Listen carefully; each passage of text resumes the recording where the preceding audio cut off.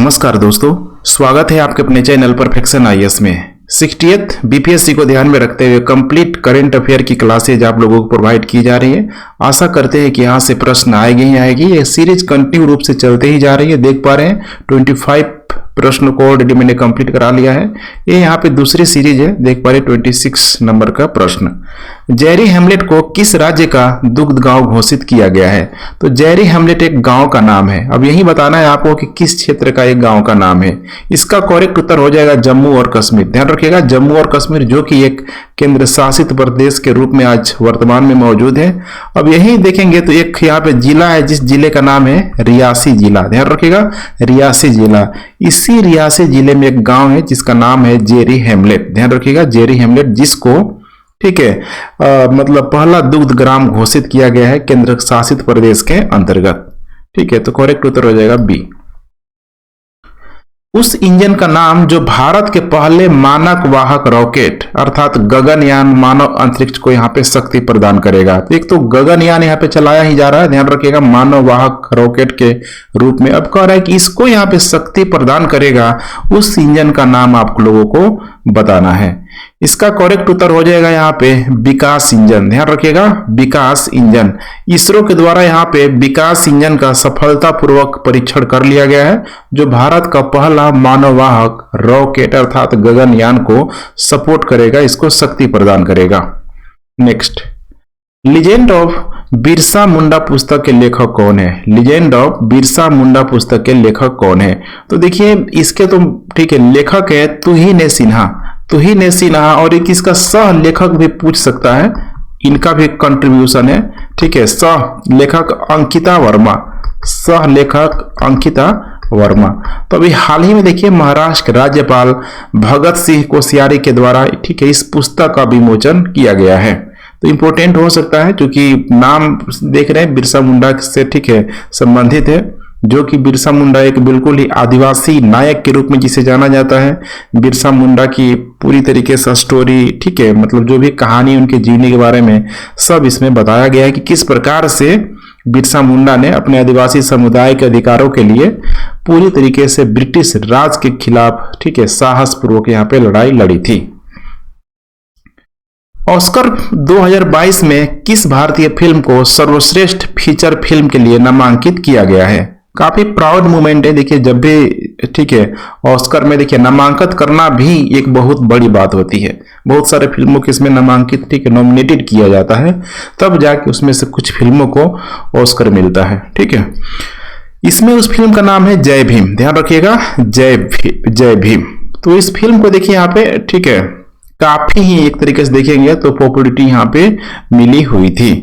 तो इसी में कहा जा रहा है कि academy of motion picture art and sciences ने 20 जनवरी 2022 को, ध्यान रखिएगा 20 जनवरी 2022 को 276 फिल्मों की सूची का खुलासा किया, जो 94 ऑस्कर में, ध्यान रखिएगा 94 ऑस्कर में विचार के योग्य है। क्या पता यहाँ पे ठीक है डिक्लेयर भी हो सकता है। इन फिल्मों में देखा जाए तो जय भीम का जो ठीक है जो मेन जो ठीक है एक्टर के रूप में रोल प्ले कर रहा था, जिनका नाम है सूर्या, ठीक है बहुत ही साउथ का पॉपुलर एक्टर के रूप में आप समझ सकते हैं। इसने जोरदार देखिए तमिल में ठीक है, तमिल में जो भी यहाँ पे सामाजिक जो घटनाएं थी ठीक है, वही जो किस तरीके से सपेरों को देखिए वहां पे टॉर्चर किया जा रहा था, तो बड़ी खूबसूरती से उस चीज को यहाँ पे दिखाया गया है। 2021 के दौरान भारत की जलवायु रिपोर्ट के अनुसार कौन सा राज्य या केंद्र शासित प्रदेश सबसे अधिक यहाँ पे प्रभावित हुआ है? कौन यहाँ पे सबसे अधिक प्रभावित हुआ है? इसका करेक्ट उत्तर हो जाएगा यहाँ पे, ध्यान रखिएगा महाराष्ट्र। भारतीय मौसम विज्ञान विभाग माने IMD के द्वारा ये रिपोर्ट यहाँ पे जारी किया गया है। ठीक है, और देखिए रिपोर्ट जो जारी करने का आधार है लगभग 1901 से अगर देखा जाए तो लगभग 2021 तक माना गया है। एक तो हो जाएगा 1901 का और एक हो जाएगा 2021 का, सबसे गर्म वर्ष के रूप में ठीक है इसको IMD के द्वारा बताया गया है। और यह भी बताया गया है कि देखिए लगभग 2021 में, ध्यान रखिएगा 2021 में इस जलवायु परिवर्तन की वजह से पूरे भारत में 1750 लोगों की यहाँ पे ठीक है मृत्यु हो चुकी है, जिसमें अकेले अगर महाराष्ट्र में देखा जाए तो 350 जो मौत है सिर्फ और सिर्फ महाराष्ट्र में हुई है। तो इसी से अंदाजा लगा सकते हैं कितने सारे अधिक स्टेट है, उसमें सिर्फ और सिर्फ 350 लोग अगर महाराष्ट्र में मर रहे हैं तो यहाँ पे समस्या होगी ही होगी। नेक्स्ट यहाँ पे ईयू देख पा रहे हैं, संसद के नए अध्यक्ष के रूप में किसे चुना गया है। तो ईयू है यहाँ पे यूरोपीय संसद के रूप में आप इसे समझ सकते हैं। किसे चुना गया है? चुना गया यहाँ पे रोबर्टा मेट्सोला को। ध्यान रखिएगा, रोबर्टा, ठीक है, मेट्सोला को यहाँ पे चुना गया है 18 जनवरी 2022 को। ठीक है, माल्टीज राजनेता रोबर्टा मेट्सोला को नया अध्यक्ष चुना गया है। ठीक है, काफी इंपोर्टेंट है, ध्यान रखिएगा। भारत सरकार ने किस संस्था के साथ रूपांतरण या स्विच संचालन किया है? रूपांतरण या स्विच संचालन किया है, ये देखते हैं। इसका करेक्ट उत्तर हो जाएगा यहाँ पे भारतीय रिजर्व बैंक। ध्यान रखिएगा, भारतीय रिजर्व बैंक के साथ ये हुआ है। तो भारत सरकार ने लगभग देख पा रहे हैं राशि है 1,19,701 करोड़। ठीक है, 1,19,701 करोड़ की राशि के लिए भारतीय रिजर्व बैंक के साथ रूपांतरण, ये ध्यान रखिएगा, रूपांतरण या स्विच संचालन इसमें यहाँ पे किया गया है भारत सरकार के द्वारा। अब इससे क्या होगा, देखिए सरकार पर, ठीक है, जो भी दबाव है, एक्स्ट्रा जो एक्सपेंडिचर है उसको कम करने में मदद मिलेगा, राहत के तौर पर समझ सकते हैं, रिलीफ मिलेगी। खूनी रविवार किस देश द्वारा चिन्हित एक स्मारक घटना है? खूनी रविवार, ठीक है, बहुत ही फेमस प्रश्न है, बीपीएससी में पूछा जा सकता है। तो आपको जान के बड़ी आश्चर्य होगी कि कभी आयरलैंड भी, जो ब्रिटेन का एक कॉलोनी के रूप में, ध्यान रखिएगा, कॉलोनी के रूप में ब्रिटेन के लोगों के द्वारा उसका इस्तेमाल किया जा रहा था, खासकर जब अमेरिकी में, ठीक है, अमेरिका को पूरी तरीके से वो लोग कॉलोनी एकदम बनाया हुआ था। तो उस समय आयरलैंड देखिए, ठीक है, वो सबका लंगर डालने के लिए, ठीक है, बंदरगाह के रूप में आयरलैंड को प्रयोग किया जा रहा था।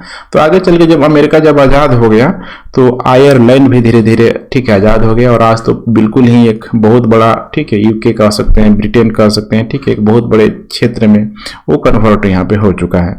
तो यहाँ पे ध्यान रखिएगा, यूके है, एक है ब्रिटेन। आप लोग देख लीजिएगा कौन कौन किस में शामिल है यहाँ पे। अब आइए हम लोग बात करते हैं यहाँ पे कि खूनी रविवार किस देश द्वारा चिन्हित एक स्मारक घटना है। तो इसका करेक्ट उत्तर हो जाएगा यहाँ पे आयरलैंड। आयरलैंड, ठीक है, माना जाता है कि आयरलैंड खूनी रविवार के 50 साल का, ध्यान रखिएगा, 50 साल का, ठीक है, अभी तक मतलब टाइम पीरियड लगभग हो चुका है, जिस दिन ब्रिटिश सैनिकों ने, देखिए, प्रदर्शनकारियों पर एकदम मतलब जालियांवाला बाग हत्याकांड टाइप का वहां पे निहत्थे लोगों पर गोलियां चलाई थी। यहाँ पे 14 लोग इसमें मारे गए थे। इसीलिए आयरिश प्रधानमंत्री, जिसका नाम है माइकल मार्टिन, आयरिश प्रधानमंत्री जिसका नाम है माइकल मार्टिन, ठीक है, इसने भी ट्वीट वगैरह किया है कि भाई हम लोग मनाएंगे जो भी पीड़ित है, ठीक है, परिवारों को हो सकता है कि श्रद्धांजलि वगैरह, ठीक है, मतलब उनके श्रद्धांजलि के लिए सपोर्ट किया जाएगा, सहानुभूति यहाँ पे, ठीक है, जताई जाएगी। तो आप समझ सकते हैं। केंद्रीय बजट ने किस नदी के किनारे पायलट परियोजना के साथ रासायनिक मुक्त प्राकृतिक खेती को बढ़ावा देने की योजना घोषणा की है? बढ़ावा देने की योजना की यहाँ पे घोषणा की है, ध्यान रखिएगा, ठीक है, केंद्रीय बजट ने। इसका करेक्ट उत्तर हो जाएगा यहाँ पे गंगा, ध्यान रखिएगा, गंगा। तो केंद्रीय बजट ने एक योजना की घोषणा की है जिसके तहत सरकार पूरे देश में रसायन मुक्त प्राकृतिक खेती को यहाँ पे बढ़ावा देगी।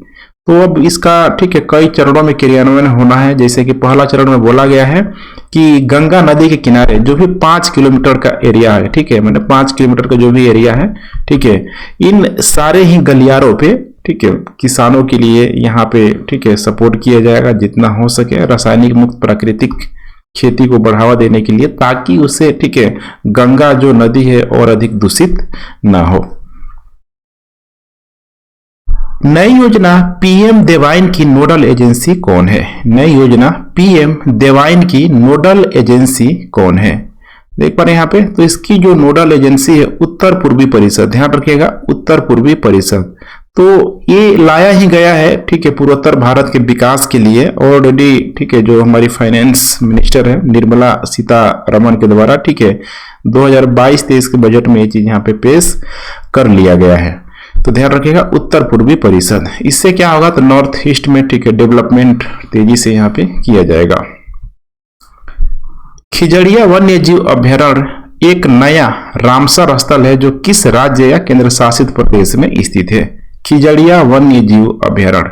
तो देखिए यह स्थित है यहाँ पे गुजरात में, ध्यान रखिएगा गुजरात में, चूंकि अभी ये चर्चा में है, ठीक है, क्योंकि विश्व आर्द्र दिवस के अवसर पर 2 नए रामसर साइट को यहाँ पे, ठीक है, मतलब डिक्लेयर किया गया है। एक तो यहाँ पे गुजरात में खिजड़िया हो जाएगा, ध्यान रखिएगा, एक और है यहाँ पे उत्तर प्रदेश में, ध्यान रखिएगा उत्तर प्रदेश में बखीरा, उत्तर प्रदेश में बखीरा वन्य जीव अभयारण्य, वन्य जीव अभयारण्य, ठीक है। तो इंपोर्टेंट हो सकता है इन 2, ठीक है, स्थलों को यहाँ पे रामसर साइट में शामिल किया गया है।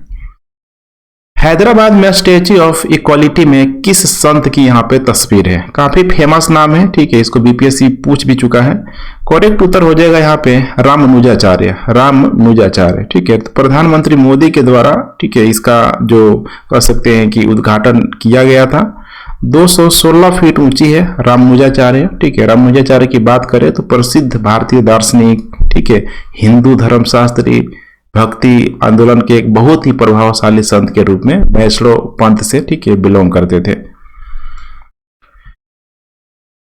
कोविड-19 वैक्सीन शासनादेश पेश करने वाला पहला यूरोपीय देश यहाँ पे कौन बन गया है? करेक्ट उत्तर हो जाएगा यहाँ पे ऑस्ट्रिया, ध्यान रखिएगा ऑस्ट्रिया ने क्या किया है, तो कोविड-19 वैक्सीन जनादेश पेश करने वाला पहला यूरोपीय देश बन गया है, ध्यान रखिएगा पहला देश बन गया है। वहां के राष्ट्रपति का नाम है अलेक्जेंडर, ध्यान रखिएगा अलेक्जेंडर, ठीक है, अलेक्जेंडर वान डेर बेडेल ने, ठीक है, कानून को अपनी सहमति भी दे दी गई है। 2028 के ओलंपिक खेलों का आयोजन स्थल कौन सा है? ठीक है, बहुत इंपॉर्टेंट है, इसको LA20 भी बोला जा रहा है, LA28, ठीक है। तो LA से हो जाएगा यहाँ पे, ठीक है, USA में स्थित लॉस एंजल्स, ध्यान रखिएगा लॉस एंजल्स, वहीं पे ग्रीष्मकालीन ओलंपिक खेलों का आयोजन किया जाएगा। लेकिन अगला तो चूंकि 2024 में होना है, तो 2024 की जो मेजबानी करेगी पेरिस, ध्यान रखिएगा पेरिस, फ्रांस की राजधानी पेरिस, ठीक है, पेरिस में ओलंपिक खेलों का आयोजन की जाएगी। किस उच्च न्यायालय ने कॉलेज में हिजाब के उपयोग पर प्रतिबंध पर सवाल उठने वाली याचिकाओं पर सुनवाई के लिए 3 न्यायाधीशों की पीठ का गठन किया था? अभी बहुत चर्चा में रहा था, ठीक है, कर्नाटक में, ठीक है, ये तो जनरली पता ही होना चाहिए, कर्नाटक में ही यहाँ पर हुआ था, कर्नाटक उच्च न्यायालय के, ठीक है, मुख्य न्यायाधीश ने, अभी राज्य के देखिए वहीं पे कुछ जो यूनिवर्सिटी था उसी में जो प्रतिबंध लगा दिया गया था कि भाई हिजाब नहीं पहना जाएगा। हालांकि मामला जब कर्नाटक, ठीक है, हाई कोर्ट में गया तो इस चीज को बिल्कुल यथावत रखा गया कि बिल्कुल सही है, ठीक है, कहीं ना कहीं मतलब होता है ना कि ये समानता के कहीं ना कहीं जो कॉलेज का रूल रेगुलेशन होता है उसके खिलाफ है, वहां पे मैंडेटरी नहीं है लगा के जाना, तो ध्यान रखिएगा। 2023-24 तक भारत में कोयला उत्पादन का लक्ष्य क्या है? ध्यान रखिएगा कोयला उत्पादन का लक्ष्य क्या है? तो यहाँ पे लक्ष्य रखा गया है 1.2 बिलियन टन, ठीक है, 1.2 बिलियन टन के आसपास यहाँ पे रखा गया है। कोयला मंत्रालय ने घोषणा किया है कि 2023-24 के दौरान, ठीक है, इतना यहाँ पे कोयला क्या करना है, निकाल लेना है।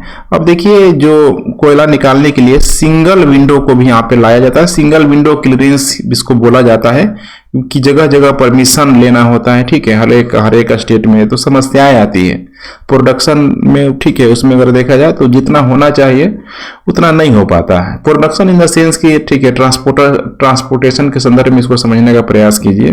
तो सिंगल विंडो क्लियरेंस हो जाएगा तो बस एक जगह परमिशन मिलेगा, बाकी कहीं रोक टोक नहीं होगा, धड़ल्ले से उसकी, ठीक है, आवाजाही यहाँ पे बनी रहेगी। कौन सा देश नागरिक हवाई क्षेत्र में ड्रोन की अनुमति देने वाला पहला देश बन गया है? बहुत, ठीक है, फेमस कंट्री आपको पता होना चाहिए, ठीक है, भारत के मित्र देशों में से एक इजराइल, ध्यान रखिएगा इजराइल। तो इजराइल के परिवहन और सड़क सुरक्षा मंत्रालय ने इसको परमिशन दे दिया है, लेकिन ध्यान रखिएगा यहाँ पे, ठीक है, एक चीज दिया है कि नागरिक हवाई क्षेत्र में ड्रोन की यहाँ पे परमिशन दी गई है, ठीक है। तो ऐसा अनुमति देने वाला अगर देखा जाए तो यह विश्व में पहला देश बन गया है जो जो ड्रोन की, ठीक है, अनुमति जो दे रहा है, ठीक है। हर साल विज्ञान में महिलाओं और लड़कियों का अंतर्राष्ट्रीय दिवस कब मनाया जाता है? हर साल विज्ञान में महिलाओं और लड़कियों का अंतर्राष्ट्रीय दिवस कब मनाया जाता है? यह मनाया जाता है, ध्यान रखिएगा, 11 फरवरी को। ठीक है, करेक्ट उत्तर हो जाएगा यहाँ पे बी, 11 फरवरी को यह मनाया जाता है। ठीक है, तो इस बार देखिए काफी ही इस चीज को लेके, जैसे कि स्वच्छता हो गया, ठीक है, स्वच्छता पे यहाँ पे काफी अधिक यहाँ पे बल दिया गया है। और एसडीजी का लक्ष्य भी है, सस्टेनेबल डेवलपमेंट गोल का लक्ष्य भी है 6 नंबर का, स्वच्छ जल और स्वच्छता की, ठीक है, उपलब्धि पे पूरे तरीके से बल दिया जाना है, तो इसे ध्यान रखिएगा। भारतीय रेलवे के किस नेटवर्क ने पहला क्यूआर कोड आधारित भुगतान शुरू किया है?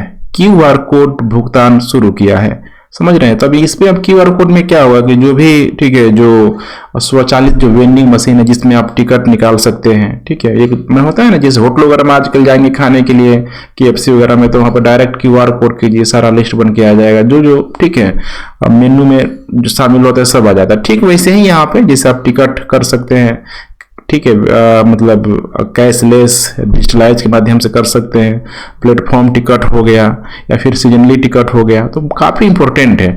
अब ये पहल जो किया गया है ये दक्षिण नेटवर्क के द्वारा, ध्यान रखिएगा, दक्षिण नेटवर्क के द्वारा, क्योंकि दक्षिण में भी जो भी यहाँ पे डेवलप्ड स्टेट के रूप में मौजूद है उन्हीं लोगों के द्वारा किया गया है। नेक्स्ट, भारत ने किस देश को गेहूं के वितरण के लिए संयुक्त राष्ट्र विश्व खाद्य कार्यक्रम के साथ समझौते पर हस्ताक्षर किया है? देखिए गेहूं अब जा रहा है तो अफगानिस्तान में जाएगा, लेकिन यहाँ पे देखेंगे तो भारत से अब जो गेहूं जाएगा अफगानिस्तान, वो पाकिस्तान से होके बाई रोड यहाँ पे जाएगा, बहुत बड़ी मात्रा में, लगभग 50,000, ठीक है, मीट्रिक टन, ध्यान रखिएगा, 50,000 मीट्रिक टन गेहूं के वितरण के लिए ये किया गया है। बहुत बड़ी राशि यहाँ पे हो सकती है। ठीक है, किस केंद्रीय मंत्रालय ने आजादी का अमृत महोत्सव के एक भाग के रूप में न्यू फ्रंटियर्स कार्यक्रम शुरू किया? न्यू फ्रंटियर्स कार्यक्रम शुरू किया, इसका करेक्ट उत्तर हो जाएगा नवीन और नवीकरणीय ऊर्जा मंत्रालय के द्वारा। नवीन और नवीकरणीय ऊर्जा मंत्रालय के द्वारा 3 दिवसीय कार्यक्रम का यह आयोजन किया गया है। ठीक है, तो आजादी के अमृत महोत्सव, जान ही रहे आजादी के अमृत महोत्सव के, ठीक है, लगभग जो 75 साल जो हुआ है इसी के उपलक्ष्य में किया गया है। और ये भी टारगेट किया गया है कि 2070 तक, देखिए, शुद्ध कार्बन या जीरो कार्बन उत्सर्जन प्राप्त करने के लिए रोड मैप पर विचार विमर्श यहाँ पे किया जा रहा है। केंद्रीय बजट 2022-23 में प्रधानमंत्री आवास योजना का परिव्यय कितना है?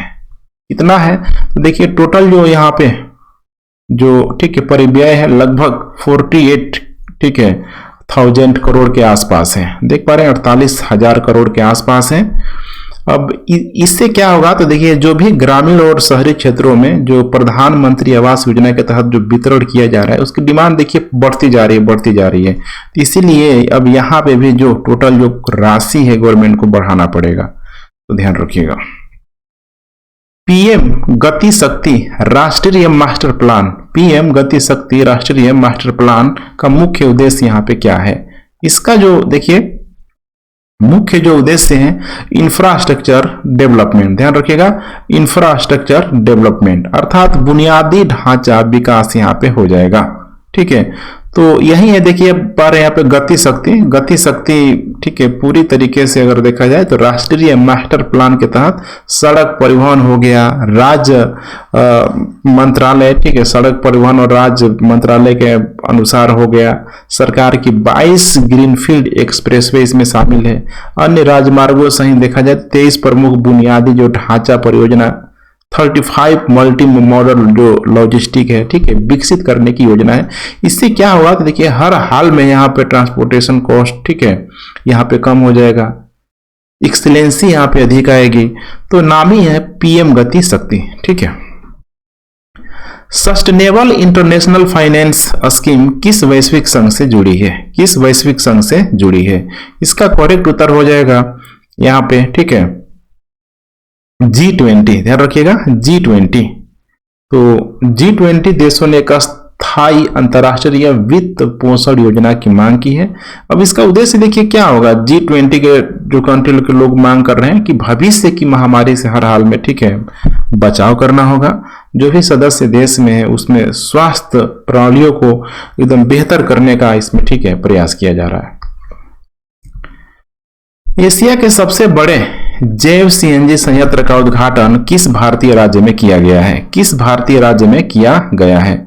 इसका करेक्ट उत्तर हो जाएगा यहाँ पे मध्य प्रदेश। ध्यान रखिएगा, मध्य प्रदेश में इंदौर में ही, ठीक है, जो कि सबसे स्वच्छ शहर, ठीक है, इंदौर ही है ना अभी वर्तमान में, तो इंदौर में ही यहाँ पे किया गया है, जहां पे bio CNG plant waste to wealth innovation की अवधारणा के आधार पर किया जा रहा है। इसकी क्षमता अगर देखा जाए तो लगभग 550 मीट्रिक टन प्रतिदिन है, जो एशिया में सबसे अधिक होने का ये दावा कर रहा है। तो काफी इंपॉर्टेंट हो सकता है, इसे बीपीएससी के लिए स्टार मार्क जरूर कर लीजिए। तो ठीक है फ्रेंड्स, इस सीरीज कंटिन्यू रूप से चलते रहेगी। आप डेली लोग आप फॉलो करते रहे, वीडियो को लाइक शेयर कमेंट करते रहे। Thanks for watching. जय हिंद।